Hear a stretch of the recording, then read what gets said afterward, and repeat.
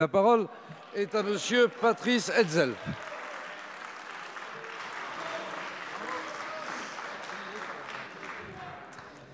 Merci beaucoup, Monsieur le Président. Ma question s'adresse à Monsieur le ministre de l'Éducation nationale.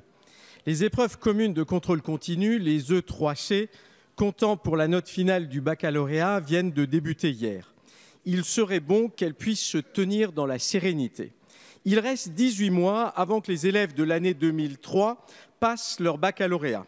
Ils savent que les portes de l'enseignement supérieur s'ouvriront grâce à la qualité de leur travail et de leurs résultats, notamment au baccalauréat. Au stress habituel lié au passage d'épreuves, il serait bon de ne pas ajouter à chaque étape de leur parcours l'angoisse créée par les blocages, les rétentions de notes ou encore les reports d'épreuves.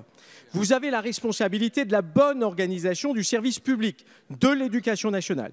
Les lycéens n'ont pas à être sacrifiés au gré de votre impréparation. Vous avez malheureusement pris de mauvaises décisions en juin dernier pour le baccalauréat 2019 en créant pour la première fois dans l'histoire de l'éducation nationale une inéquité de traitement entre les candidats. Que comptez-vous faire, Monsieur le ministre, pour éviter une nouvelle situation d'échec dont vous porteriez, hélas, une nouvelle fois la responsabilité? Monsieur Patrick Hetzel. La parole est à Monsieur Jean-Michel Blanquer, ministre de l'Éducation nationale et de la jeunesse. Merci, Monsieur le Président, Mesdames et Messieurs les députés, Monsieur le député Hetzel. J'ai préféré le début de votre propos à la fin. Parce que le début de votre propos reposait sur des bases de bon sens. Vous avez dit qu'il fallait de la sérénité. Et il me semble que la fin de votre propos ne contribue pas à cette sérénité. Mais passons. Je rappelle le sens du contrôle continu. Le sens du contrôle continu dans cette réforme, c'est de permettre à tous les lycéens, justement, de ne pas avoir le stress du bachotage et le caractère artificiel des preuves qui sont à la fin, mais selon des principes que je crois vous approuvez, avoir un contrôle continu et donc un travail continu tout au long de l'année.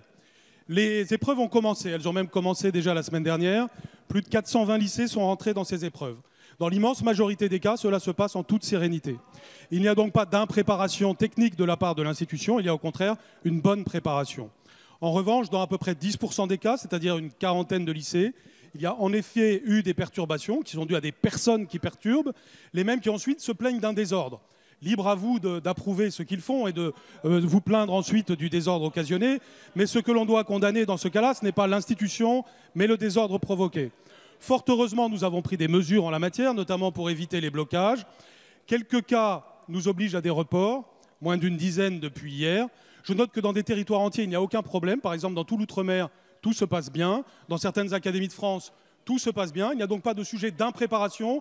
Il y a juste des gens qui jouent le jeu du désordre pour en quelque sorte que s'accomplisse leur prophétie négative. Ils disent ça va mal se passer et ils sont les acteurs du fait que ça se passe mal. La vraie question, c'est est-ce que vous êtes d'accord avec eux ou est-ce que vous voulez vous joindre aux groupuscules radicaux qui essayent aujourd'hui de perturber le baccalauréat?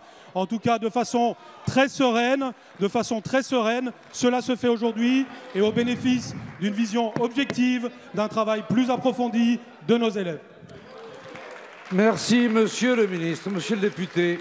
Monsieur le ministre, la vraie question, elle est très simple. Pensez-vous un seul instant aux familles et aux élèves? Monsieur le ministre, la vraie question, c'est est-ce que vous êtes prêt à faire en sorte qu'il y ait une équité de traitement?